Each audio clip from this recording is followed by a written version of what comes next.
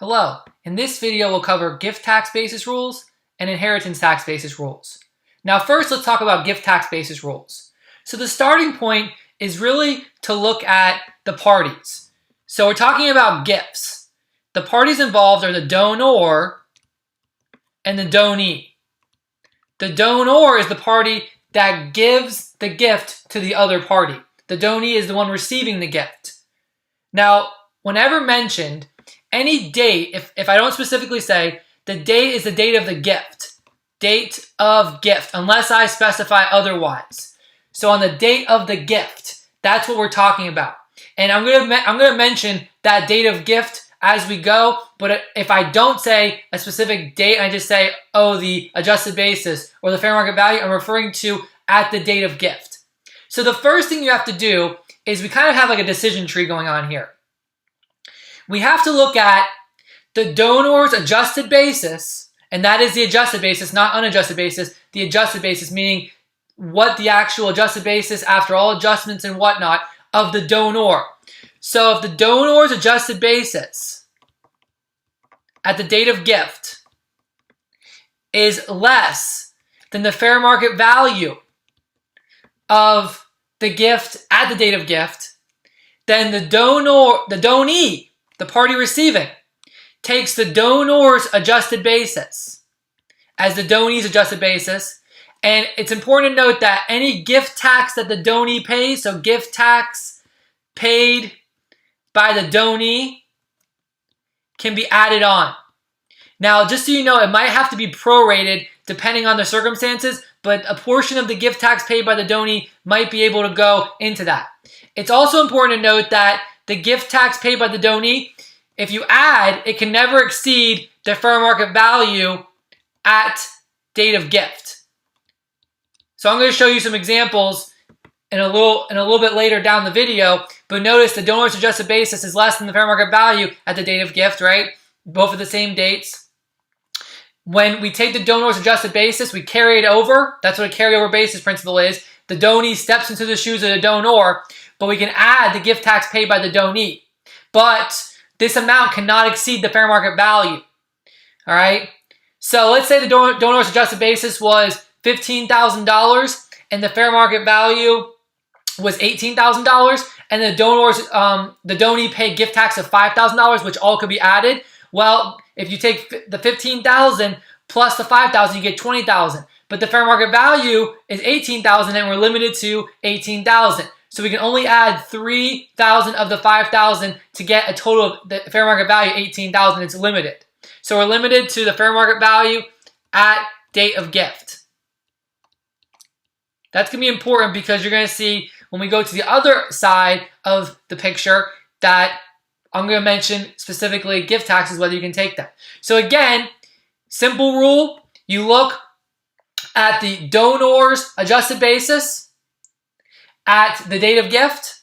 If it's less than the fair market value at date of gift, the donee takes the donor's adjusted basis plus any gift tax paid.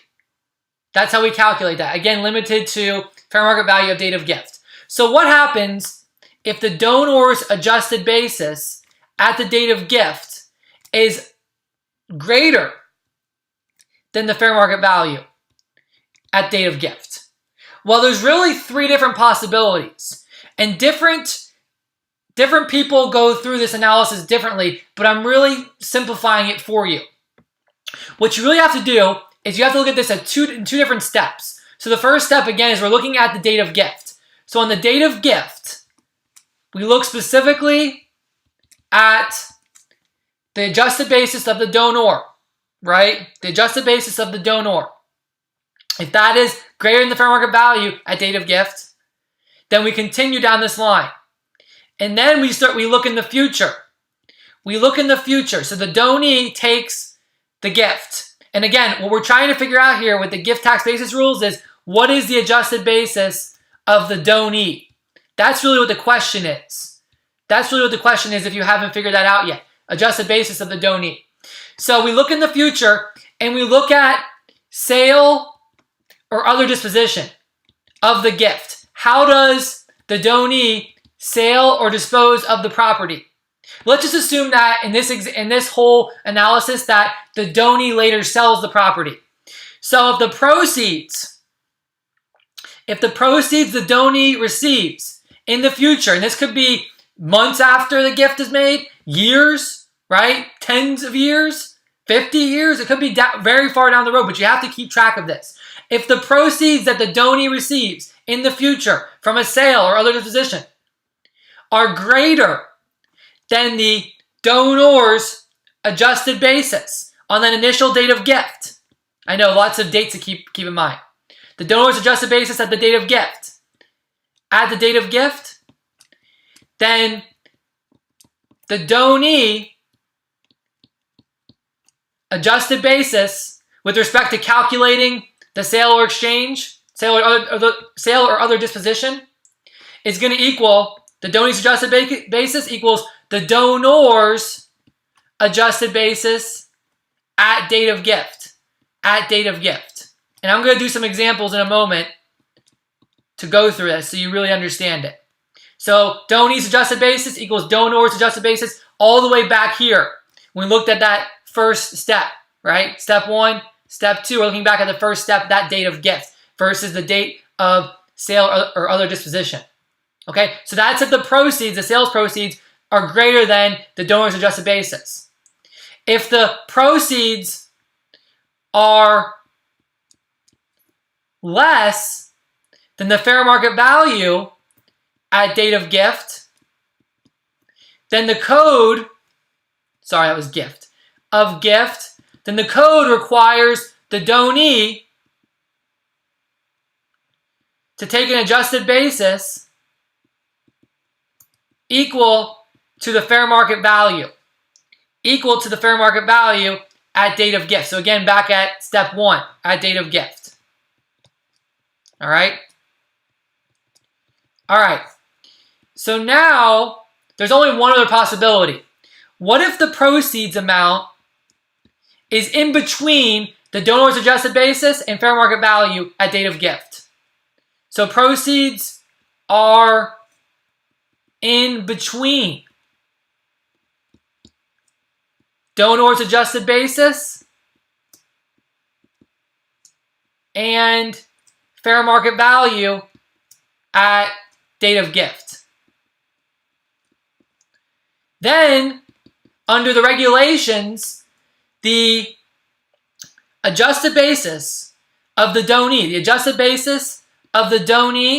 equals the amount of the proceeds. And what does that cause? When we calculate the gain or loss, it'll be zero gain or loss. So zero gain or loss. All right? So again, to summarize, when the donor's adjusted basis is greater than the fair market value at the date of gift, we have to go all the way into the future. We have to go all the way in the future and look at the sale or other disposition date. And then on that date, so let's assume that we have a sale. If the sales proceeds when the donee sells are greater than the donor's adjusted basis at date of gift, the donee uses the donor's adjusted basis at the date of gift.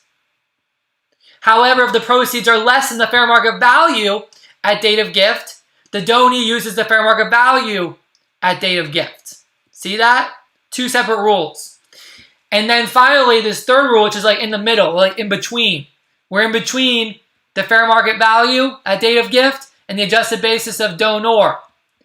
So we're somewhere in the middle here, right? And I'm going to do an example to illustrate this. We're in the middle. If we're in the middle, then the donee, the adjusted basis for calculating the realized gain or loss on the sale or other disposition equals 0. We set the adjusted basis equal to the amount realized, which is the amount of proceeds received.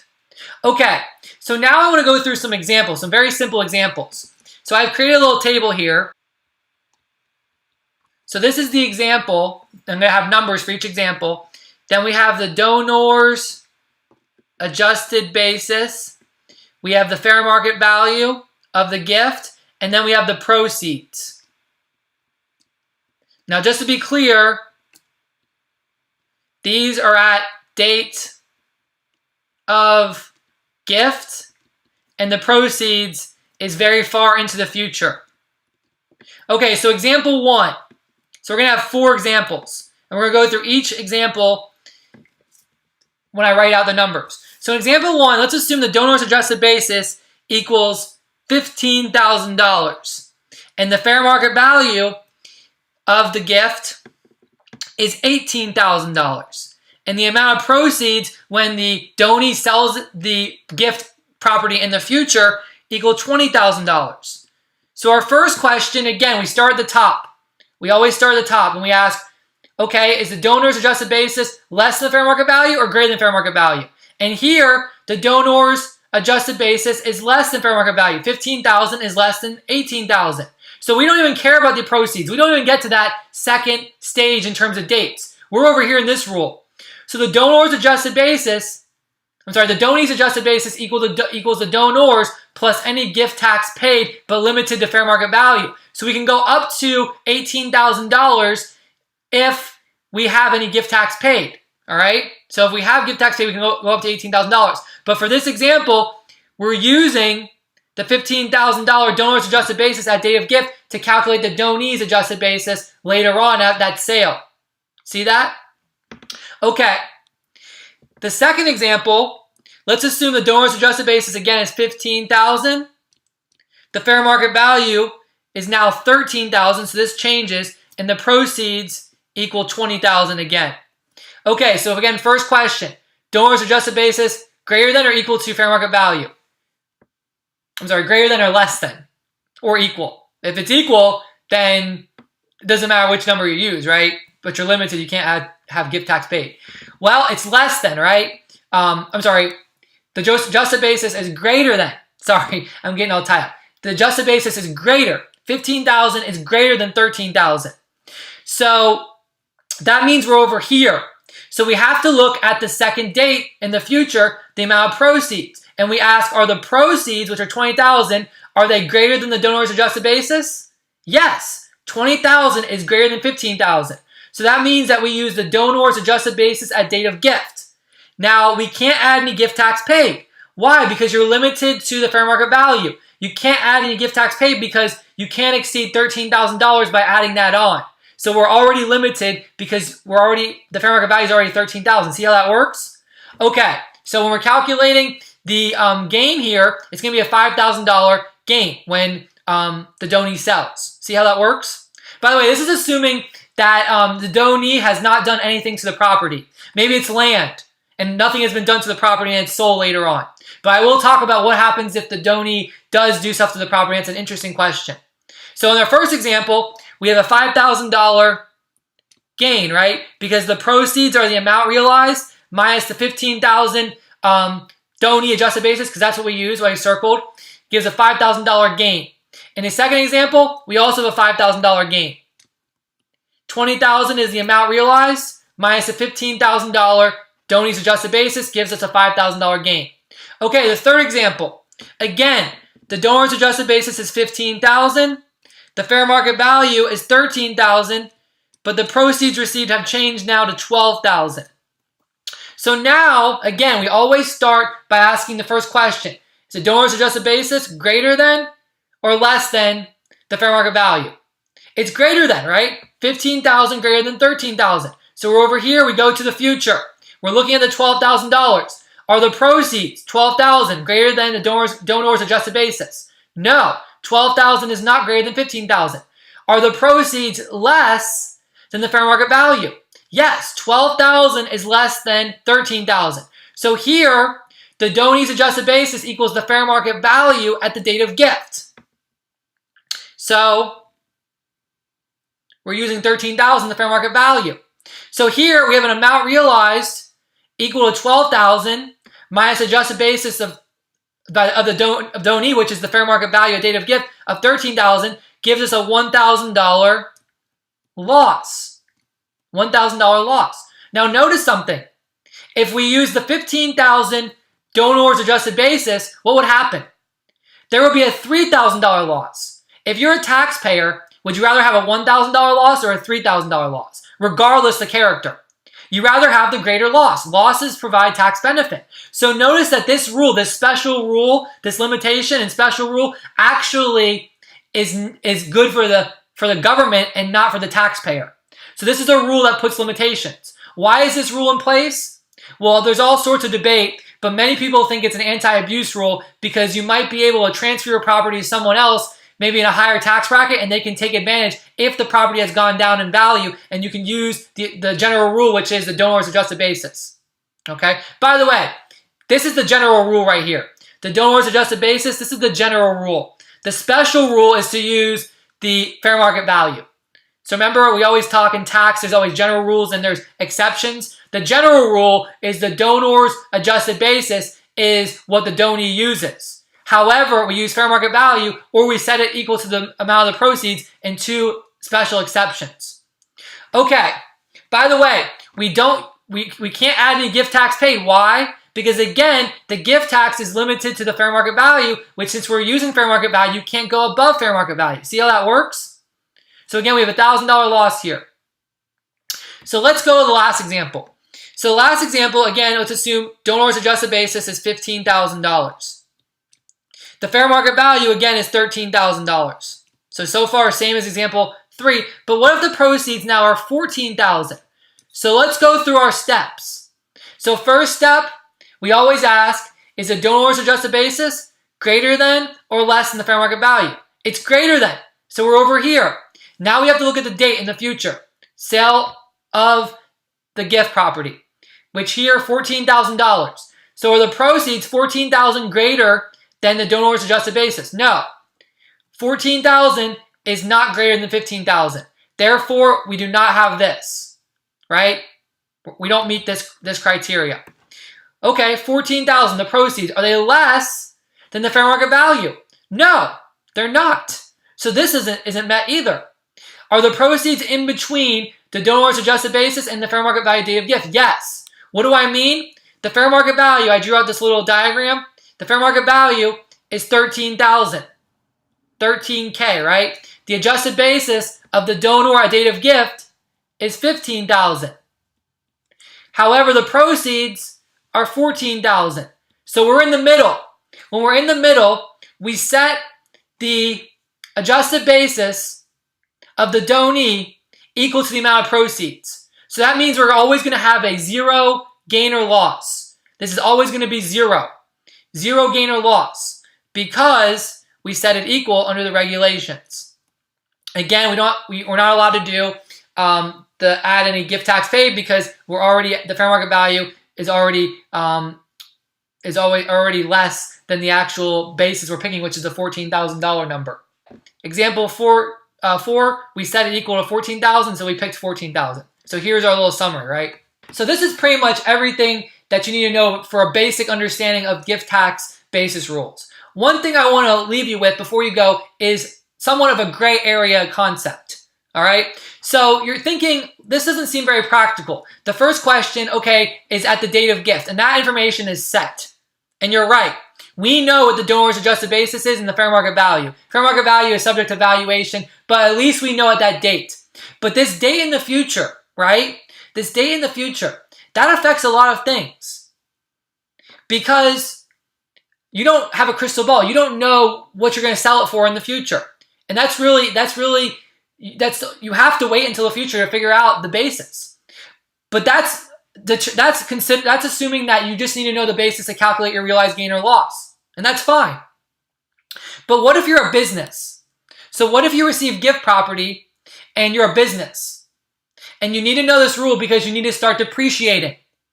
The question becomes, if you're in this case over here, do you use the adjusted basis or do you use fair market value?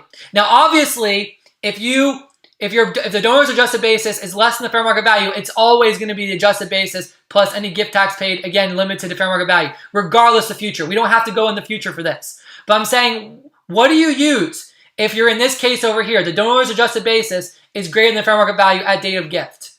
What do you use if you're trying to depreciate? So there's really two rules of thought.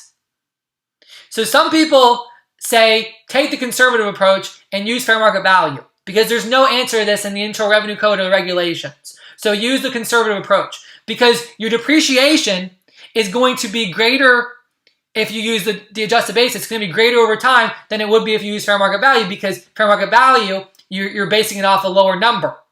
But others say, okay, well, the general rule is a donors adjusted basis, and that is going to take precedence, or that's going to be what applies until the future date, which is an exception.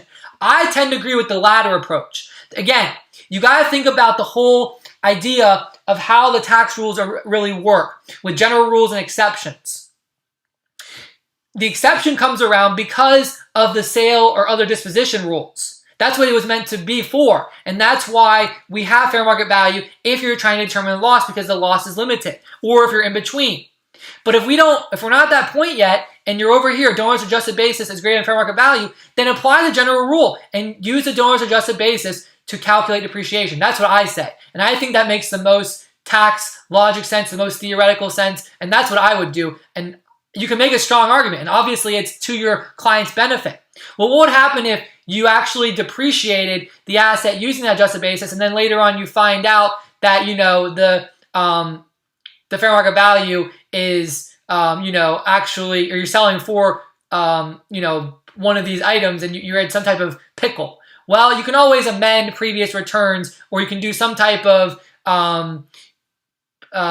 claim of right, go past and make some type of argument that you increase for income or something in the year. That can be done. Okay. Again, the IRS understands that this issue is an issue in the future, so it's not perfect. It's not perfect. But again, I think there's a strong argument that when you're considering depreciating the asset and you're in this special case over here where donors adjusted basis is greater than fair market value, use the donors adjusted basis over fair market value because it's going to be better for your client. And again, there's a lot of tax sense.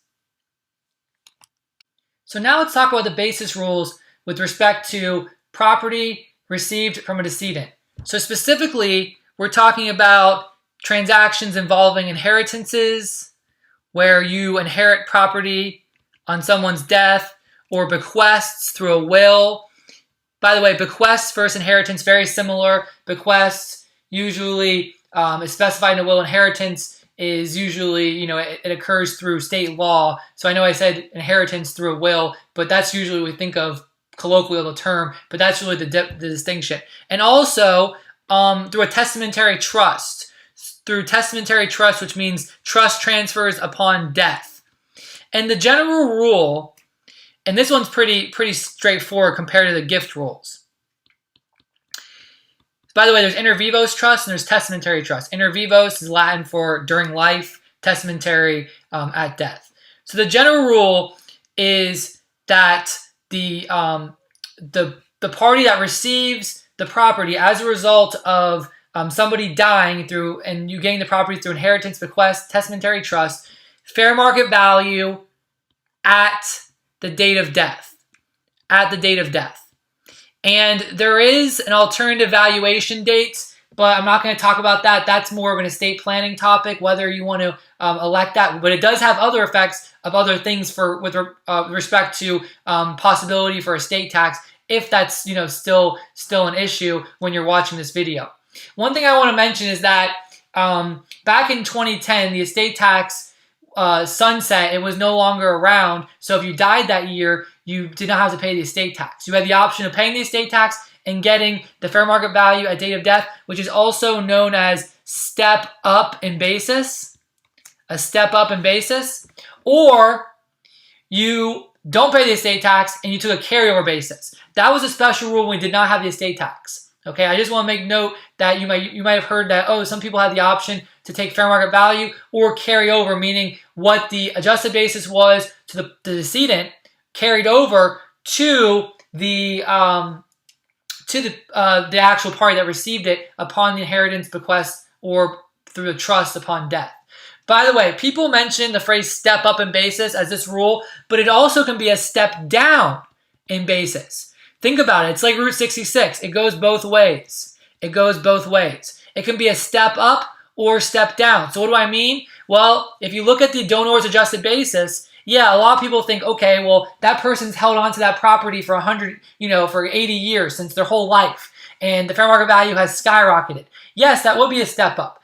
But what if the opposite occurred? What if somebody bought property during the height in the housing market, and then they died during the recession? Well, They might have bought the property at $1 million, and then during the recession, the value of the property might went down to $200,000. Guess what? The party that receives the property, let's say as a result of a testamentary trust, now has an adjusted basis in the property of the fair market value, which is $200,000. So just know that it's a two-way street. It's both a step up or a step down. All right, so that really concludes the video on inheritance and gift tax rules. Make sure you know this is very important, especially if you're studying for the CPA exam, or if you're taking a federal income tax class, or you're in a tax law school class. This is something that is almost always tested on an exam, a final exam, or any exam, CPA exam especially, and it's important to understand these rules.